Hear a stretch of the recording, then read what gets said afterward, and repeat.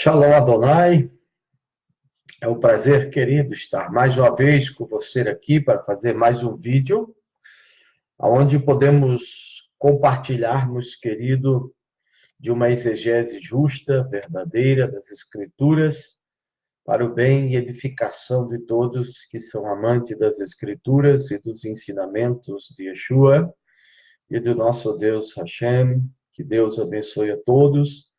Eu quero fazer um vídeo hoje, querido, para a refutação de um certo professor da internet que ele, há tempos atrás, ele postou um vídeo afirmando dentro de uma tradução do aramaico que o personagem Daniel, ele era, querido, um gay, um homossexual. Só que esse professor cometeu um equívoco tão grande, porque ele transformou o livro de Daniel, foi o primeiro equívoco dele, ele transformou o livro de Daniel em um livro, querido, literal. Só que o livro de Daniel, ele é todo parabólico, e Daniel, ele é um personagem fictício.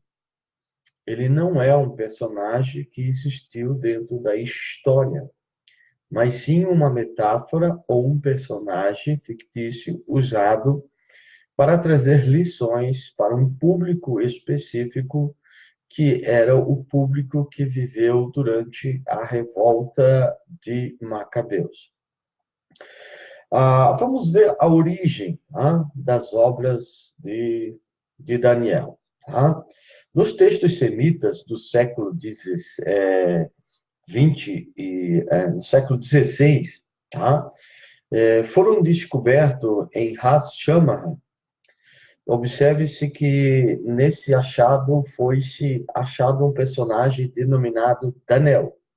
Daniel literalmente significa Deus é o juiz, ou El juiz.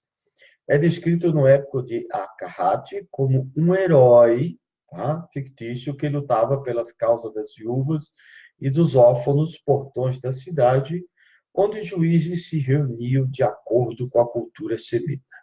Aí vem a pergunta: porventura, Daniel poderia ser um gay se ele é um personagem fictício que traz ensinamentos para um povo que vivia num período de perseguição sobre a pressão de Antíoco Epifânio IV na revolta dos Macabeus? Como Jó, querido, Daniel e seus contos se popularizaram na cultura do Antigo Oriente Médio.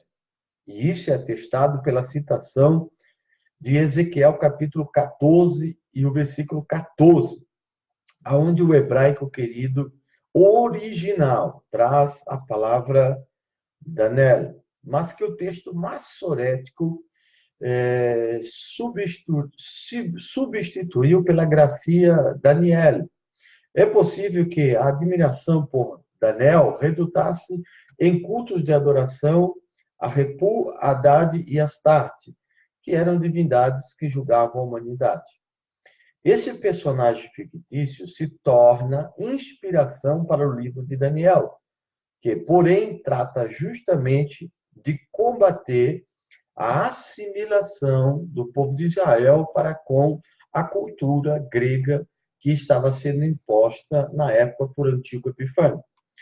A reinterpretação do folclore popular para dar contorno monoteísta é comum desde os tempos da Torá. Não surpreende, portanto, que ele tenha sido objeto justamente de uma narrativa que combate a idolatria. Nós vemos, querido, em todo o nosso livro de Gênesis, principalmente dentro da criação, nós vemos que Moisés ele pega todos os épicos de criação, ou todas as narrativas criacionistas, e que eram, querido, politeístas, ele traz para um contexto monoteísta, trazendo as verdades que sobre o Éden, sobre a serpente, sobre a árvore da vida, que já existiam em culturas politeístas. A mesma coisa aqui, o personagem Daniel e todos as suas seu folclore, todas as histórias que eram contadas sobre esse personagem fictício, que não existiu na nossa história, tá? Traz, querido, metaforicamente e parabolicamente ensinamentos profundos para o povo de Israel, que era um público específico que viveu a revolta dos Macabeus. Tá? Vamos ver agora a categoria literária de Daniel. Tá? Essa já é uma prova, já é uma refutação que, querido, vai contra a posição desse professor que afirma que Daniel era um gay. O livro de Daniel é uma típica narrativa semi-romanceada, escrita à época do Segundo Templo, ou seja, próximo, depois do Segundo Templo, próximo à revolta de Macabeus, ou dos Macabeus. Ruth e Esté, ambos agora encontrados entre os 5 rolos, e Daniel são um gênero diferente de crônicas ou de Esdras ou de Neemias. Eles são histórias fictícias ocorridas em pano de fundo histórico, servindo propósitos ideológicos e talvez estéticos, claramente artísticos do ponto de vista literário. Esses livros não são apenas entretenimento, eles narram um passado, frequentemente um passado imaginário, para transmitir lições relevantes para a comunidade de Israel que vivia o período da revolta dos Macabeus. Refrisando isso, para você se localizar qual era o público do livro de Daniel. Tá? Daniel, querido, do capítulo 1 ao 6, modela o sucesso desse personagem fictício numa corte estrangeira e enfatiza que os judeus devem ser fiéis às suas crenças e práticas religiosas quando estavam na diáspora, enquanto estavam sobre o cativeiro, querido, dos gregos. Tá? E nós vemos que no capítulo 1, Daniel fala para não se contaminar com as iguarias do rei de Babilônia. Nós vemos que ele fala também, querido, no capítulo 3, para não se dobrar aos deuses da Babilônia, mas tudo isso de uma forma codificada para que os gregos na época, ou, querido, o império a qual estava oprimindo Israel, não viesse, querido, interferir para que o livro de Daniel não girasse, para que o livro de Daniel não corresse para, querido, o povo de Israel ter o acesso a essa literatura. Mas os semitas, quando liam, sabiam que o livro de Daniel era um livro codificado, porque se não fosse codificado, o imperador não deixaria que esse livro ficasse com livre liberdade, querido, de acesso aos israelitas, tá? E ele tem uma divisão literária muito interessante. Embora hoje seja conhecido como um só livro, originalmente ele foi escrito em 2 etapas. Trata-se de 2 partes complementares e distintas, que é de 1 a 6, que são as lendas e experiências desse personagem fictício, Daniel e seus companheiros, sobre Nabucodonosor, sobre Baltazar, sobre Dario e Ciro na Babilônia.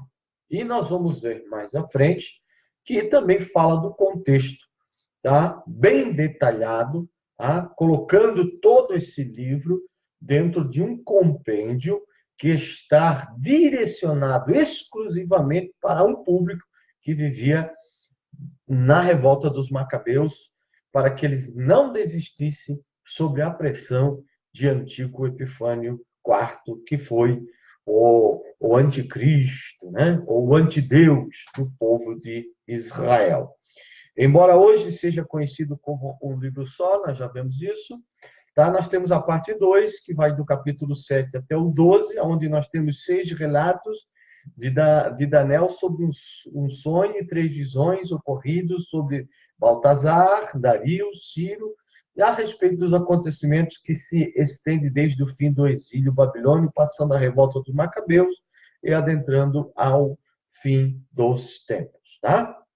A origem e objetivo. As 2 metades do livro parecem ter surgido em diferentes momentos da história de Israel, Os capítulos 1 e 6, provavelmente na origem oral, circularam, mas provavelmente durante o século IV e II, quando foram coletados em um ciclo de lendas sobre Daniel, tá? Ou Daniel, esse personagem fictício. Os capítulos 7 a 12 são mais provavelmente composições escritas datáveis do último ano da revolta dos Macabeus. Tá? E ao editar os capítulos 1 a 12 juntos, o autor das visões tornou o todo um livro apocalíptico. Livros apocalípticos frequentemente misturam dois estilos. Apesar de suas origens separadas, vários temas unificam as duas metades de Daniel. A soberania do Eterno sobre a história e sobre os monarcas estrangeiros, a sabedoria de alguém que é devotado ao Eterno e o ideal da obediência heróica até o ponto da morte. Ou seja, o que mais Daniel quer passar para os que são perseguidos pelo império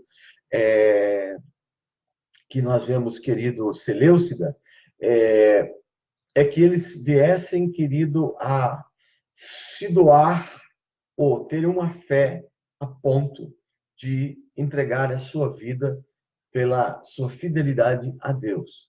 E foi isso que aconteceu, onde muitos judeus morreram e não cederam, querido, à pressão do Império Seleucida, que queria impor sobre Israel a cultura grega, tá? A ponto de colocar dentro do templo uma imagem de Zeus Olimpo, tá? E sacrificar porcos dentro do templo, que para os judeus isso seria uma abominação, né? A abominação da desolação. E, querido, isso trouxe o estopim da guerra, né? Da revolta dos Macabeus. Então, querido, nós temos aí que Daniel foi escrito em dois idiomas, nós sabemos que ele foi escrito em hebraico e em aramaico, e que ele tem divisões, né, nesses capítulos. Ou seja, Daniel não foi escrito só por um autor. Nós vimos que eles são divididos, né, em alguns autores que formaram um compêndio que foi inspirado pelo folclore de um personagem, que é um personagem fictício, que é Daniel. Quando você lê Cova dos Leões, Fornalha Ardente, e todos, queridos, as declarações de Daniel, se você literalizar, você vai perder o fio da meada e a realidade de que realmente o livro de Daniel quer passar para nós. Tá? Que era, querido, manter a fé, manter, querido, a fidelidade a Deus, tá? Para que o povo de Israel não viesse entrar em decadência sob a pressão da perseguição, mas que ele se mantivesse quando estivesse na diáspora, porque Deus não havia abandonado, e que na hora certa, quando passasse, querido, o ciclo da punição de Deus, Deus os reergueria. E foi isso que aconteceu com a revolta dos Macabeus. Que Deus abençoe você. Se você que pratica a lei da retribuição quiser nos auxiliar, nos ajudar, nós temos aí no YouTube o nosso canal, onde ali nós postamos, querido, o número de uma conta, para você poder ajudar, querido, o Ministério Evangelho Genuíno. Nós não trabalhamos, querido, com o sistema dízimos como dinheiro, porque dízimo nunca foi dinheiro, mas trabalhamos com ofertas voluntárias e pessoas que desejam ser parceiros de meu ministério, de minha chamada, aonde nós contamos com a ajuda de você para que nós possamos continuarmos na internet, continuarmos compartilhando vídeos, ensinamentos. Se você puder nos ajudar, que assim o seja. Se não puder, que Deus lhe ajude, que abençoe e lhe guarde. Amém.